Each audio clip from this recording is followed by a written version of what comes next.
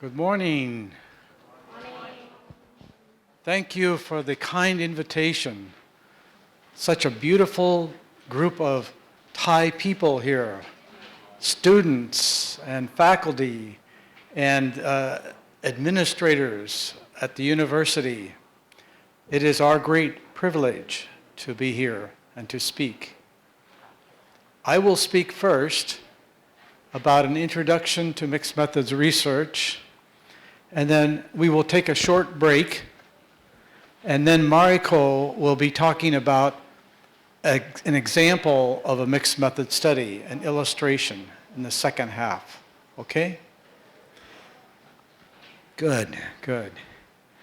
So, how many of you have read one of John Creswell's books? Well, quite a few. How many of you have read a mixed methods journal article? Raise your hand. Journal article. Okay. How many of you are new to mixed methods? New. Raise your hand. A lot of new people. Okay. I'm going to speak slowly. Can you understand me at this speed? Okay. Good, good. So I am going to introduce a new way to do research called mixed methods research. And it's an approach that is traveling all around the world right now. Mariko and I have been speaking we were in the Philippines a couple weeks ago. We've been speaking in China. We've been speaking in Japan. Mariko is Nihon Jin, Japanese woman. Nihon Jin. America Jin, desu ne. Okay.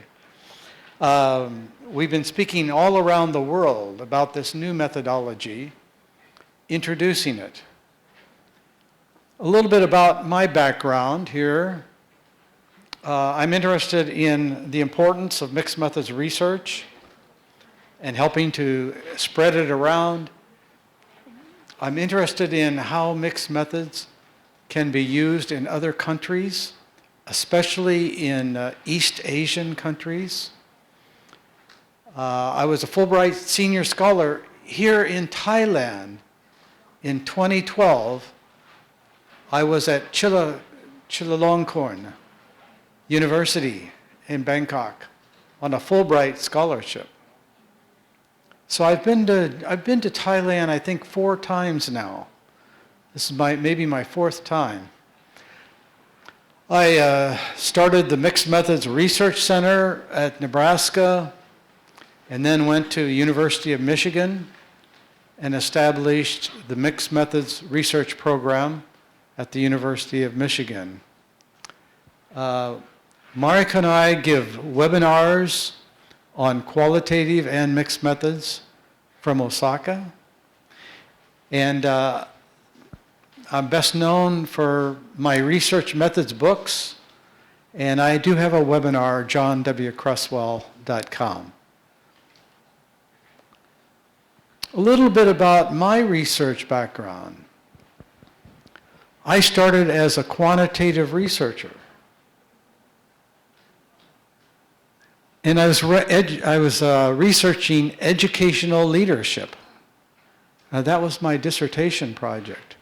I really had education and sociology as my background.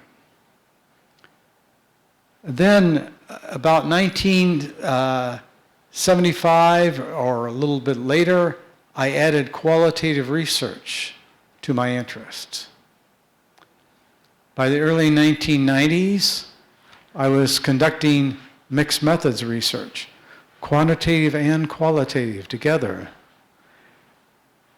And then when I went to Michigan, I started working in the health sciences. So I'm currently in family medicine. Mixed methods is very popular in the health sciences, especially in the United States. And now I'm emphasizing the importance of East Asian research. I am best known for my books. I actually have 7 books that are very popular right now. And they divide into 3 different fields. Up at the top are my 2 research designs books. And I have a book on educational research that has been popular for the last few years. Then on the right, you see my 2 qualitative research books, an introduction to qualitative, and then a more advanced book on choosing among 5 different approaches to qualitative research. And then down below, you see my 2 mixed methods books. Now this book right here, A Concise Introduction to Mixed Methods Research. Have you seen that book? Anyone read that book? That's my favorite book. It's very short, and it's not very expensive. You can get it on Amazon. But it's an introduction to mixed methods for people that are new to mixed methods. That book has been translated into many languages around the world. And then the more advanced book on mixed methods research. And then last year, I completed my memoir, writing about my life. It started out as a book about my mother. My mother died when I was 5 years old from cancer. And I talk about the impact that had on my life, my adult life. It's called Uncovering Grief. And now that is available on Amazon, and people are reading that. So you see, I have lots of books. And I always dedicate my presentations to Dr. Michael Fetters. He was the co-director with me at the University of Michigan in 2015, and then last year he passed away from cancer. So I basically want to talk about 3 ideas. The first, the idea of mixed methods research. What is mixed methods research? And then I want to present a simplified model for thinking about mixed methods research, especially for people that are not English speakers. I think having a very simple model of here are the basic ideas of mixed methods research is very useful. And then I want to end with some of the advantages of a simplified model. So what is mixed methods research? Well, first of all, it's a methodology, a complete way of doing research.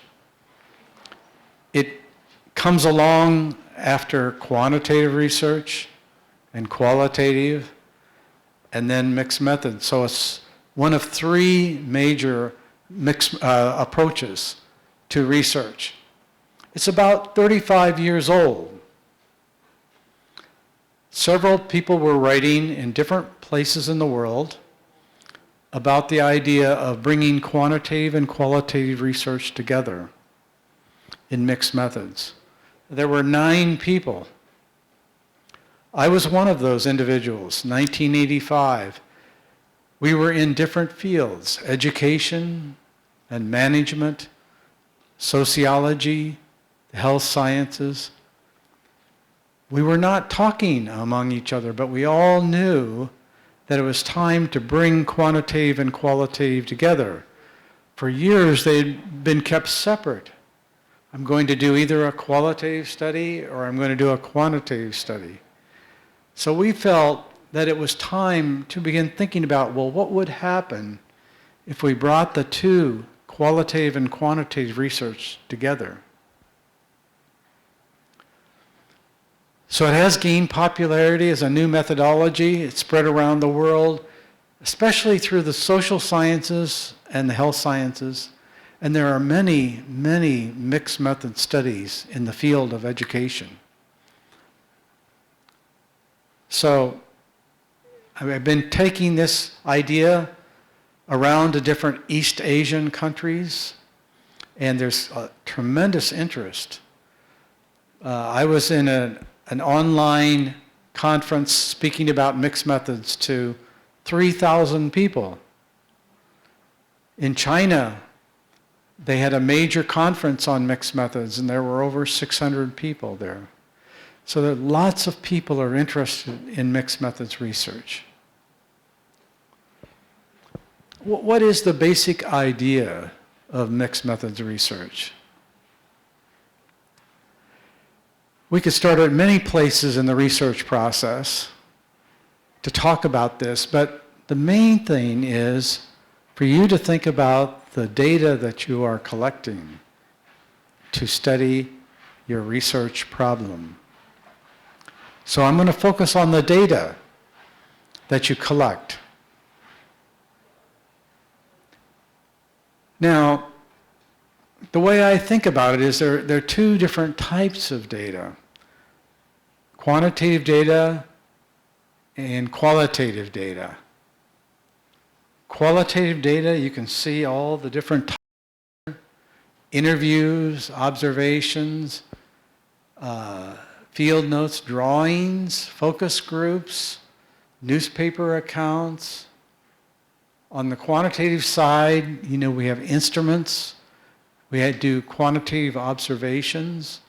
We have documents with numbers, assessment instruments, biological data. So think in terms of what types of data are you collecting for a research project. And in mixed methods, we would say, collect both forms of data. Now, it is true that there are some differences in my mind about what is qualitative data and what is quantitative data. Quantitative data is closed-ended data.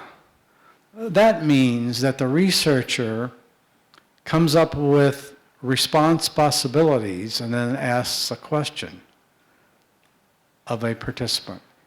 In open-ended data, the researcher does not come up with categories of responses. Let me give you an example here. A closed-ended, again, question followed by response categories. I might ask you, to what extent did you learn about mixed methods research today?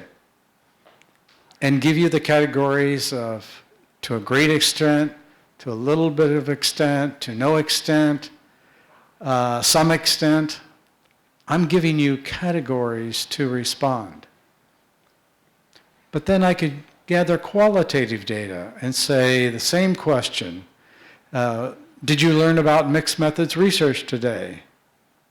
And not give any responses and listen to your viewpoints. That's qualitative data. Now, some people call quantitative data numbers and qualitative data stories, or quantitative numeric data, qualitative text data. Those are possibilities, but the best one for me is closed-ended data and open-ended data. So I see two distinct ways of gathering data to study a research problem. And we know that there are certain purposes for these different types of data. For example, the quantitative, we gather a large sample, precise measures, generalize, we want to replicate. People like numbers. Policymakers like numbers. Educators like numbers. I like numbers. But then also on qualitative data, we try to learn from the participants. What are they thinking? What are you thinking about learning mixed methods today? And I'm going to record your words, the voices. I'm going to go to a setting where the problem occurs, like this room right here is where you are learning about mixed methods.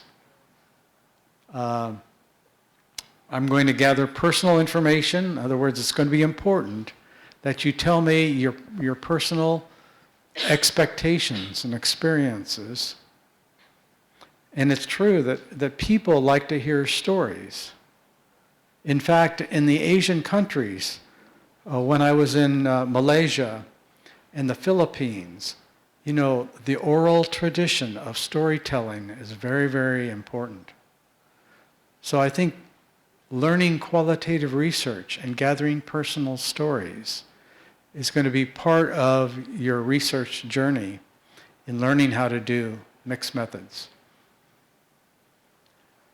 Well, what if, rather than keeping these two databases separate, we begin thinking about put them together?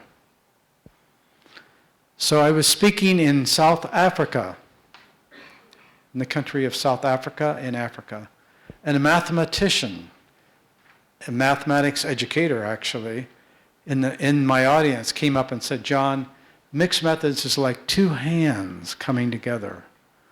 I'm going to bring quantitative and qualitative together and get some new information.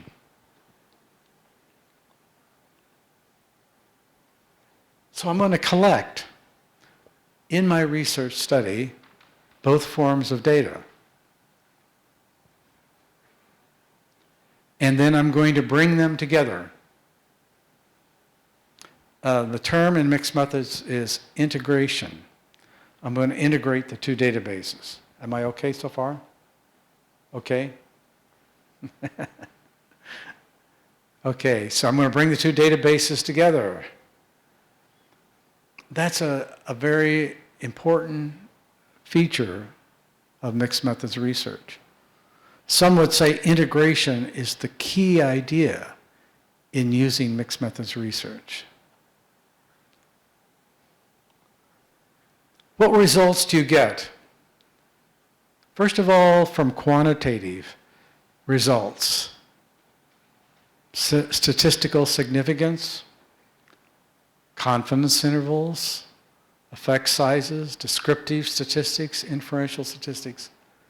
Very important results from gathering quantitative data.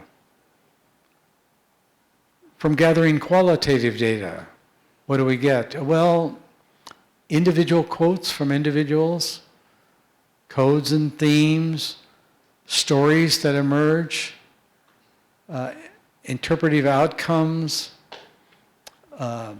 maybe understanding a theory or understanding a culture. The point is we get important results from both quantitative and qualitative studies in our project. But if we begin bringing the two databases together, we get new insights beyond what we learn quantitatively and qualitative. Some of these insights, we gain additional information. We're working our data at another level. I call it mining our data further than just what we learn quantitative and qualitative. What are these insights? What are these insights by bringing the two databases together? Okay, let's say we start with a questionnaire and get some results. We get important statistical results, effect sizes, confidence interval, standard deviation, variation. But we don't know why those results occurred. So, let's then gather qualitative data and ask people about those results. We can explain the quantitative questionnaire results with qualitative personal interviews to have more of a detailed understanding. I have examples from projects for each one of these insights that I've worked on. This first one was a project in Boston, Massachusetts, in the United States. And the health commissioners in the city of Boston had administered this questionnaire. And when they analyzed the results, there were some results that were very surprising for them.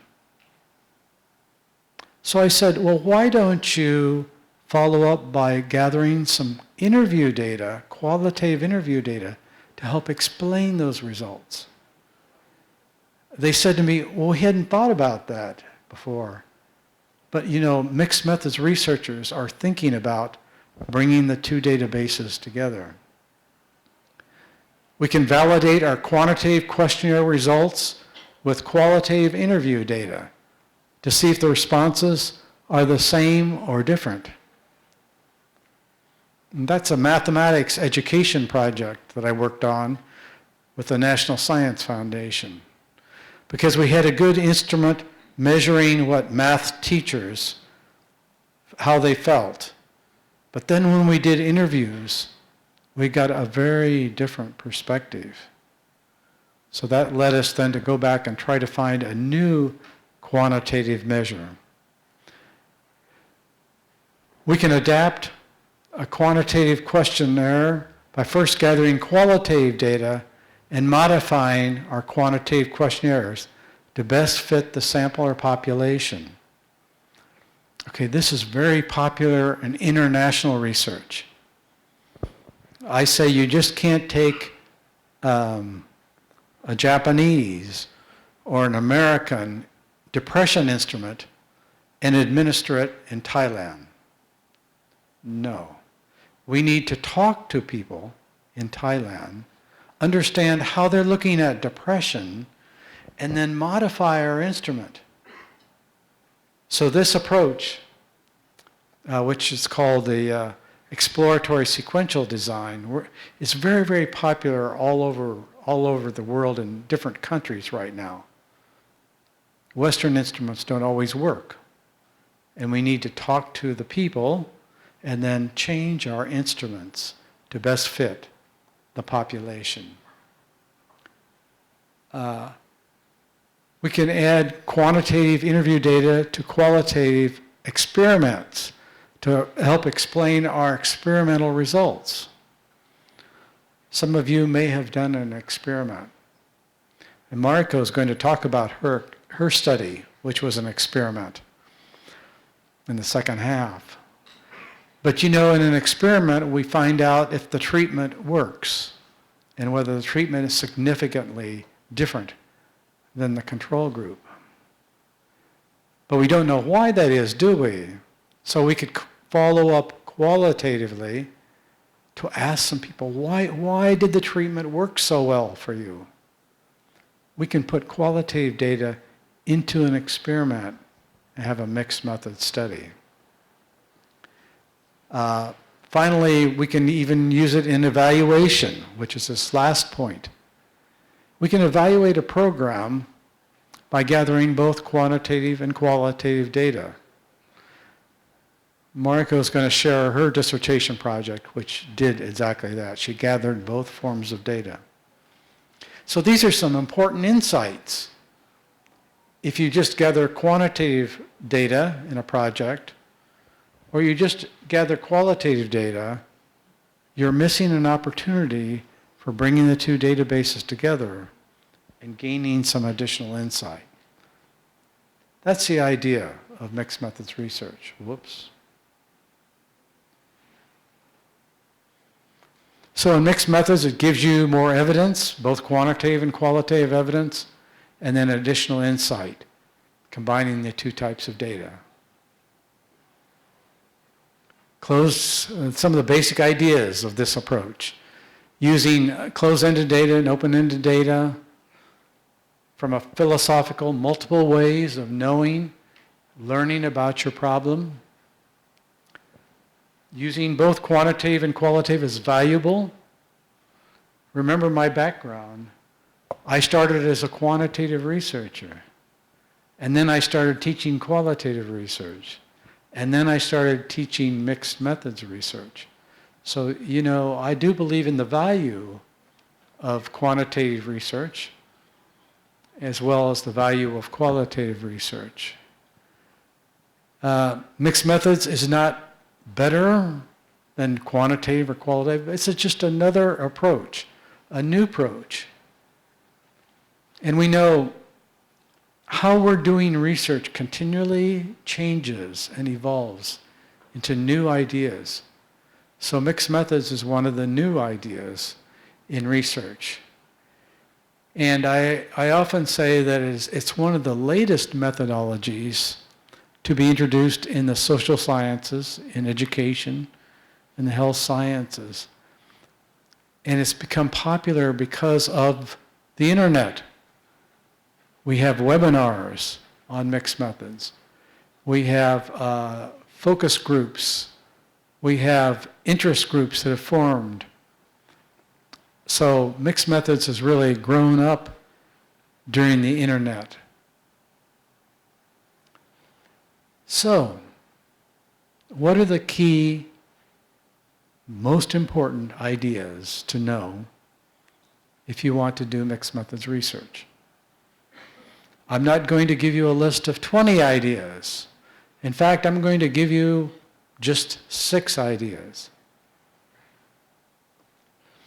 Now, every methodology has its own language. And if you notice in the back of my books, I always have a glossary of terms. So these terms are the most important ones. Mixed methods data, open and closed data. Design. Mixed methods design is a set of procedures. Diagram, a visual picture of your procedures. Integration, the point where the two databases come together. A joint display, a table or a graph that displays an integration of the two databases. Mariko has some great joint displays in her dissertation she's going to show you. And finally, meta-inferences. These are those insights that you draw by looking across both databases. So I think these are the key terms to learn and study as you begin a mixed methods project. So just a little bit about my background. I always try to simplify how we look at research. Research is not complex. In fact, it's fun, and it can be very simple. My books over the years, have attempted to simplify and talk about how to do good research. Like this book up at the top, Research Design, I just started with 2 approaches. Here's how you do quantitative research. Here's how you do qualitative research. And then I added mixed methods in. I try to simplify the number of approaches. In my qualitative book, I don't talk about 20 different types of qualitative. I talk about just 5 types. I try to reduce mixed methods to an easy grasp concepts. So like I said, that book on understanding mixed methods research, a concise introduction, gets at that. And so it makes sense that I would come up with a very simple way of thinking about mixed methods research. And I think that's important, especially if English is not your first language. It's important if you're a new researcher. There's so much literature about mixed methods that has occurred in 35 years. Someone has estimated that there are 300 books available. I don't think it's quite that large, but there are many, many books. And as mixed methods moves around the world, we need to present our research for international audiences so that they can understand the key ideas, especially if it's a Western methodology like mixed methods. And for new researchers, you need to find out what are the important ideas in mixed methods. What are the most important, John, that you would emphasize? So here it is. Oh, almost. We're almost there. Well, this just talks about how the literature has just wandered around in mixed methods literature and on different topics without bringing them together. I like to think about research as a series of steps. Step 1, step 2, step 3. I always think that way so that it's easy to understand. And a simple model needs to bring in some of the latest innovations, the latest thinking in mixed methods research. Here it is. This is the most important slide I'm going to share with you today. This is a 6-step model of doing mixed methods research.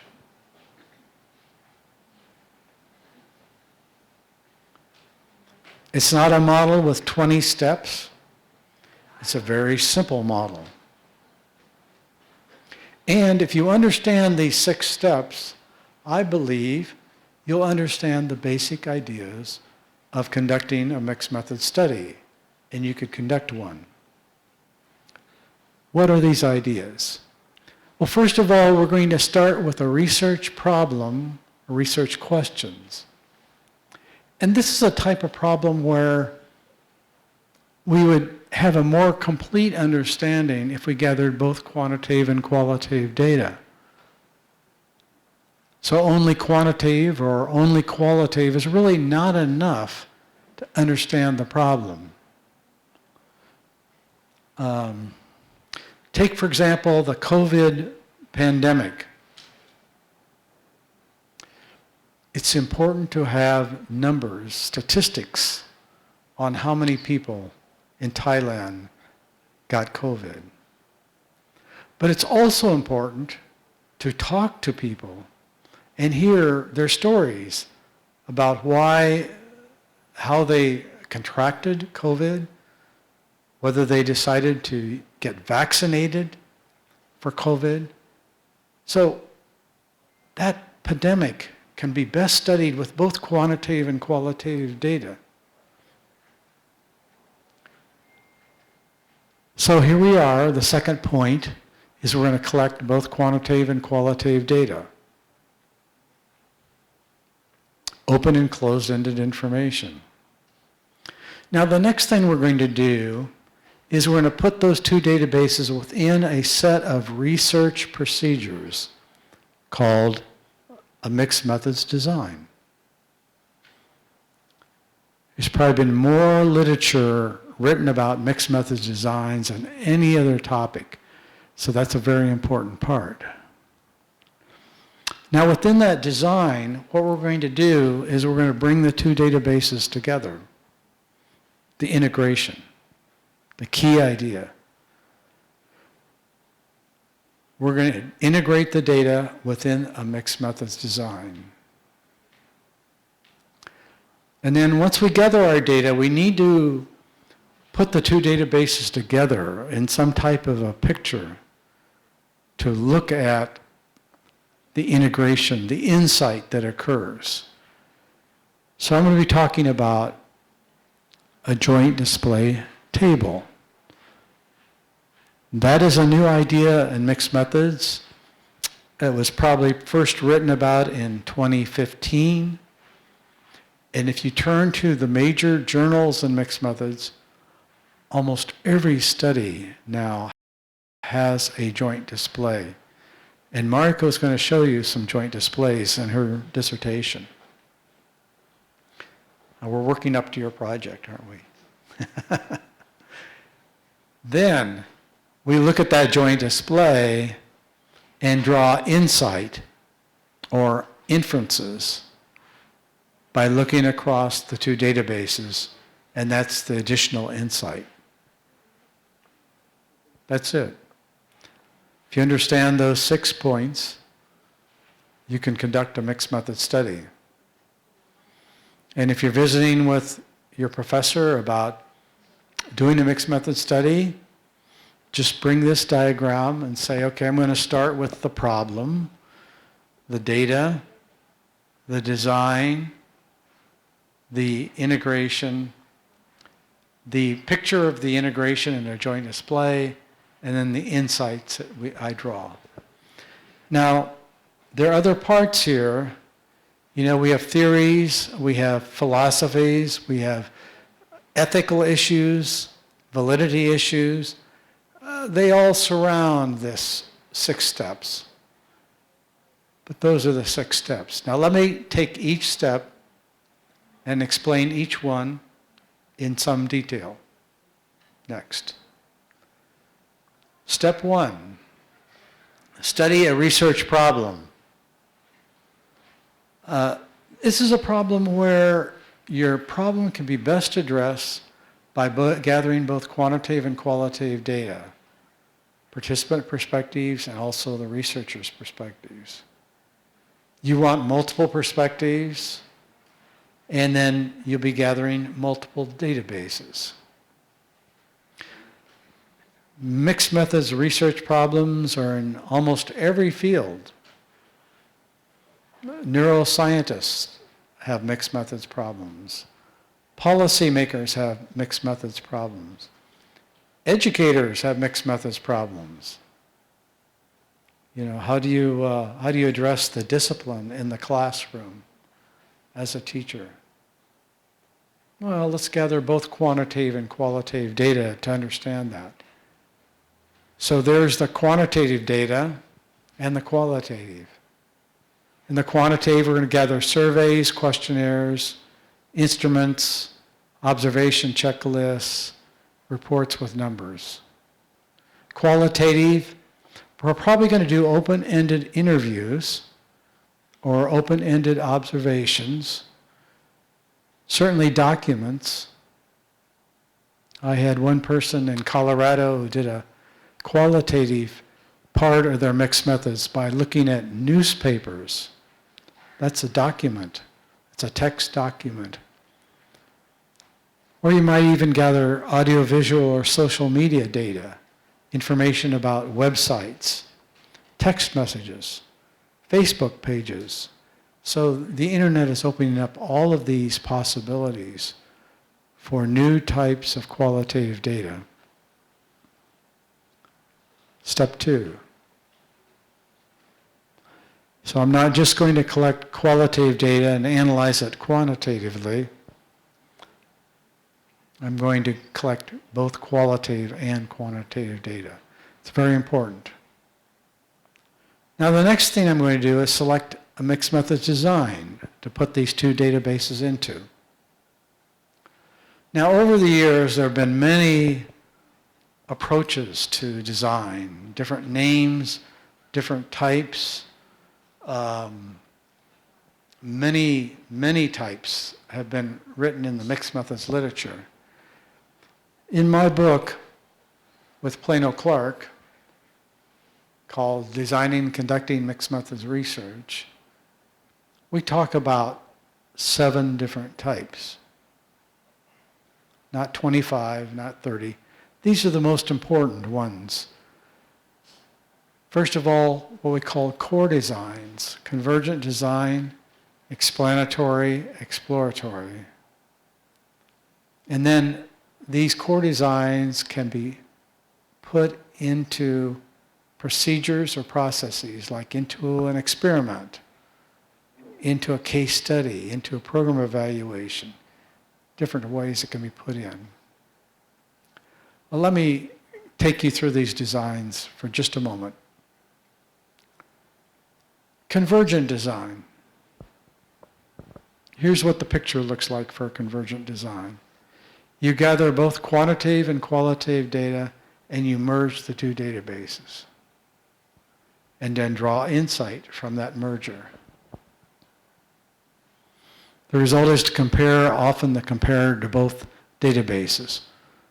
You know, how do open-ended responses differ from closed-ended responses? explanatory sequential design, the second core design.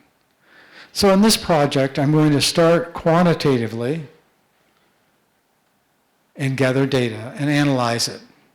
Then I'm going to look at my results and see what do I need to explain further. And then I'm going to gather qualitative data to help give me that explanation, using the qualitative data to help explain the quantitative results. That's the example of that group in Boston that I mentioned earlier. I call this a graduate student model design, because graduate students all over the world are using this design, especially people that were trained, like Mariko, trained in psychology, quantitative, and now are coming into mixed methods. They want to start quantitatively with a good instrument. And so this is a very popular design, a graduate student type of design. The third core design is called an exploratory sequential design. In this design, I'm going to start qualitatively, very open-ended questions, and talk to some people. And then I'm going to use the results to design a quantitative phase. I might design a questionnaire. I might modify a questionnaire. For an experiment, I might come up with what the intervention activities would be. Once I have this quantitative design, then phase 3 is I'm going to test it out. So what I'm doing here is I'm exploring first to adapt a quantitative assessment to best fit the sample or population I'm studying. This is the most important design for international work. I think especially when people try to bring in westernized instruments into Thailand or Japan or other places, you need to start first by talking to some people and then modify that instrument to best fit the sample or population you're studying. So when I was at Harvard working, the international researchers that I worked with, they're all using this design to explore, like in Rwanda and Africa, problems about the families. They're starting by talking to people first, learning the results, and then modifying what they're going to measure quantitatively. This becomes a little bit more difficult design because you see I've now got 3 phases. Phase 1, phase 2, phase. So it's 3 major phases. So after talking about these core designs for quite a few years, maybe up until about 2007, people were telling me that, John, my design is not one of these 3, it's something else. What they were doing was that they were still using this basic design, core design, but they were putting it into an experiment or into a case study, into an evaluation, embedding a core design within a complex, and we're calling these now hybrid designs. We've called them by different names over the years, but Plano Clark and I are referring to them as hybrid designs, putting a core design into a process or an approach. Now what this does, you see, is mixed methods is not just a standalone design, but it can be used in so many fields. I can put a core design into a neuroscience project. I can put a core design into a geography project, a geocoding project. I can put it into all these different approaches. So now mixed methods is gaining more and more influence because it's being used in so many different processes. When I do an evaluation study in South Africa, I'm going to use mixed methods. And I'm going to use one of the 3 core designs and put that into an evaluation process. Let me show you what I mean by this. In fact, Mariko's project is going to illustrate this design because she did a hybrid design in her dissertation project in Japan. But you see, I have an experiment right up here at the top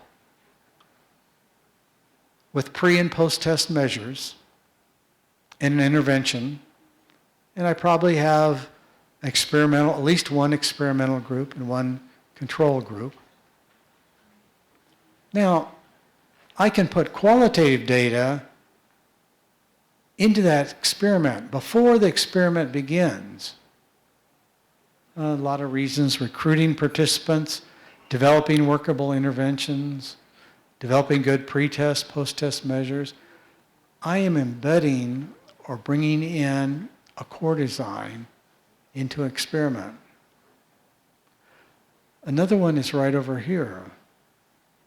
After I do my experiment, I can gather some qualitative data to help explain why the treatment worked or didn't work. And what I'm doing is I'm bringing in an explanatory sequential design after the experiment is over. So you see, mixed methods is being used, attached to these different processes and procedures.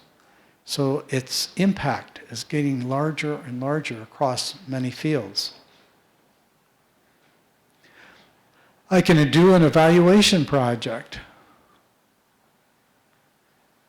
Actually, this was based upon some work in Sri Lanka, where they came up with an evaluation model. They first did a needs assessment, and then they conceptualized, came up with a theory. They identified instruments. They implemented the instruments right here. And then they followed up qualitatively. But what they were doing were qualitative and quantitative data collections at the stages. So right here, moving from qualitative to quantitative, they had an exploratory sequential design. And right here, they had an explanatory sequential design. So in these hybrid designs, we can have multiple core designs. You see where mixed methods now is expanding beyond these 3 core. Now, many studies are published using one of those 3 core designs.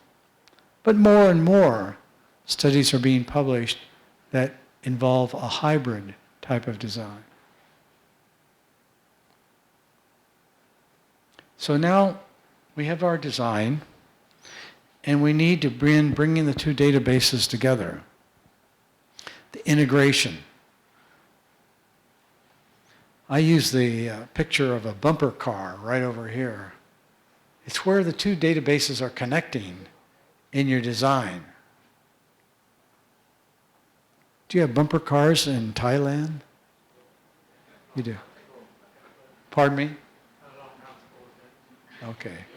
Okay. Yeah. But to me, it's the image of the 2 databases connecting somehow in your design. And I've been talking about this integration in terms of a couple of points. Why are you collecting both forms of data? How do you plan on linking the 2 types of data in your design? And then what type of design that you have. So many people write to me from all over the world and say, here's my research problem, here's my data, John, tell me, what kind of design do I have? And I would show them this table. Why are you bringing the 2 databases together? That's the first column. And the second column, how do you plan to actually link the 2 databases? And that'll lead you to the type of design that you have.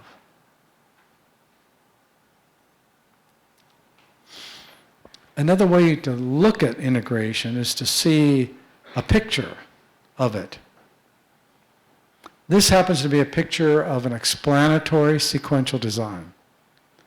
Remember I said that's the popular graduate student design around the world right now, I think. Where we start quantitatively and collect quantitative data, we analyze it, and then we collect qualitative data, and then we draw insights. Where do these two databases bump up against each other? Where are the bumper cars in this? Well, it's right here. What we're doing is we're analyzing our quantitative data and using that information to then collect qualitative data. Who should we collect qualitative data from? What type of questions should we ask? What quantitative results do we need to know more about? So, first of all, I draw a diagram of my mixed methods procedures, and then I usually put a red arrow showing exactly where integration occurs, because integration is a very important idea in mixed methods research. If I do a convergent design, where the two databases bump up against each other? Well, right here. When I merge the two databases, I'm bringing them together.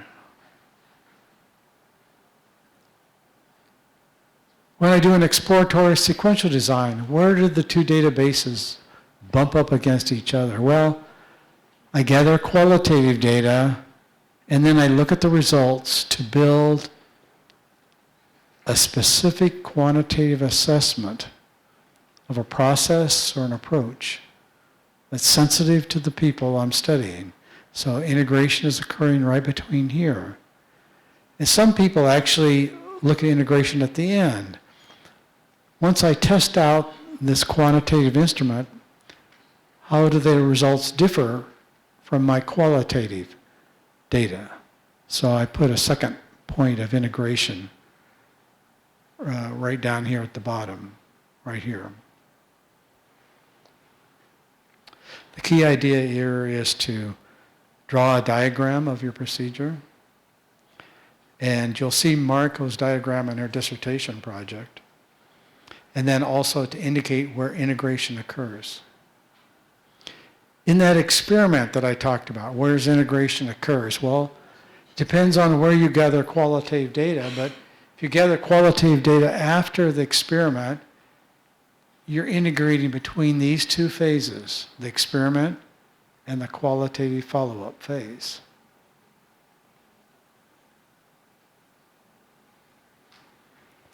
Integration is such an important concept in mixed methods that at the Journal of Mixed Methods Research that I helped found, and is one of the most popular journals in mixed methods, you need an integration statement that talks about why you're integrating. For example, in a convergent design, integration involves comparing the results from the quantitative and qualitative data by merging them so that a more complete understanding could emerge than what was provided by the quantitative or the qualitative results alone. So we see these integration statements in really every mixed method study. Mixed methods not just collecting qualitative data and quantitative data. The two hands coming together to integrate the data. Now, how do we actually analyze this? Time's up. Okay. How do we actually analyze this? We've got two more steps. Step 5. We analyze integration with a joint display. We need some way to put the quantitative and qualitative results together in a picture so that we can look across that picture and see what insight emerges from the two databases bumping up against each other. So about 2015 or so, 2016, writers began talking about joint displays. This is one of the most important ones by my colleague at Michigan, Tim Gutterman. He talks about all the different joint displays. Now, a joint display is sometimes a table. It could be a graph. It could be a series of pictures. This is the very creative part of doing mixed methods research. I'm going to use an example of a table. So here's a table where I can look at the integration of the quantitative and qualitative data together. Up here at the top are the qualitative results, the themes. And then over here are the quantitative scores, high, medium, low. Now, when I put quotes or numbers into these cells from my results, you see I'm able to really look at the qualitative results right next to the quantitative results and make some interpretation. I can look across the high-scoring people and how do they talk about the 4 qualitative themes differently or in a similar way. I could look down for theme 1. How do the high and medium low-scoring people respond in a similar or different way to theme 1? I need some way to picture the 2 databases together. And one of the most popular approaches is to have a table. But there are very creative approaches coming along. And maybe this would be appropriate in Thailand. This is a joint display that uses pictures. There's a quantitative score here. This is about coffee growing. Project came out in 2021. So this is kind of giving you a quantitative picture of their score. And then over here are the quotes from people that were talking about this picture. So this is an example of a picture and text being brought together to look at integration. The final step. Now, once I have this table or picture, I need to draw insight about the integration. What is the integration telling me? The term for this in mixed methods is meta-inferences. I'm going to draw meta-inferences. Drawing conclusions or insights by looking across the 2 databases to see what insight they would give us.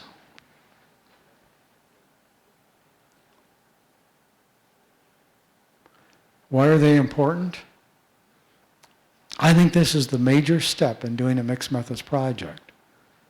This is what mixed methods has to offer that quantitative doesn't offer, qualitative doesn't offer. It's that insight by looking across the 2 databases. It also is the conclusion of a mixed method study. Here are the insights that I came up with. So I think this is actually a new topic. We began talking about meta-inferences about in the year 2019. So just about 5 years ago, we started really understanding that. We had to first understand integration. And for me to link it into the designs, where does do the bumper cars connect in a design? That was the first step. Once we learned that, then we could then look at, well, what is the insight that can emerge from these bumper cars coming together? So I came up with a practical way for drawing insight. And that is to use a joint display, to add column and row to the joint display, to look across the rows for insight, to identify insight that emerges. And I can then compare that insight with the literature, with theories, my own hunches. So I'm going to redraw my joint display. And what I'm going to do in that joint display is I'm going to put a meta-inference column in right over here. And I'm going to put a meta-inference row in right here. And so in my joint display,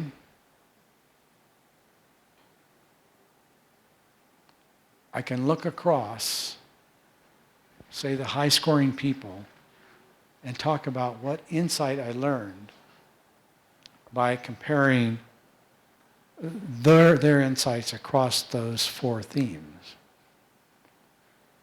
Or I can look down a column. How did the high, medium, low? What kind of insights could I come up with?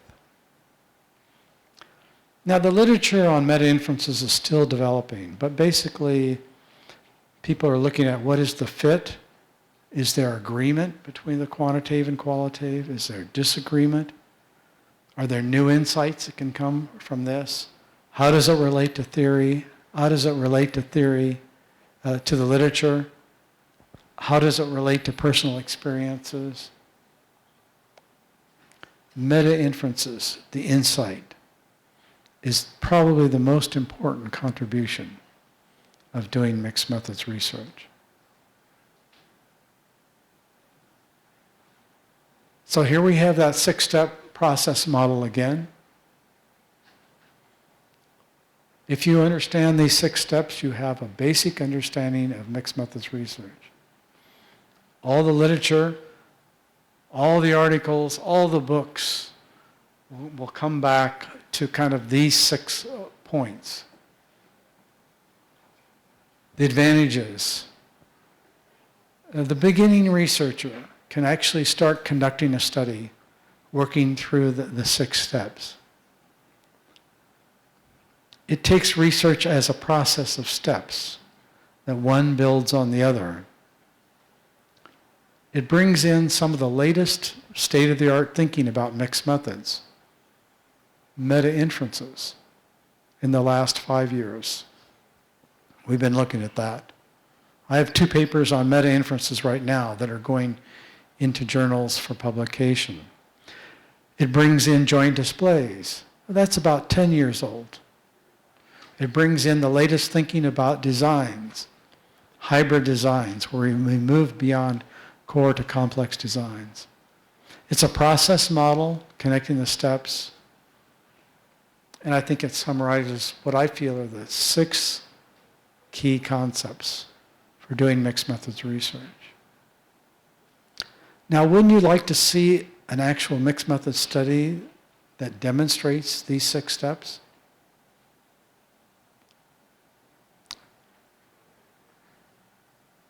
Mariko's dissertation project. She can show you how she worked through the 6 steps. Okay, why don't we take a break? What shall we say, 10 minutes? That'd be fine. Stand up and stretch. There's water and I think drinks out there. We'll come back here it's 10:37. Let's come back at 10:50 and we'll hear about a mixed methods project that uses these 6 steps. Thank you.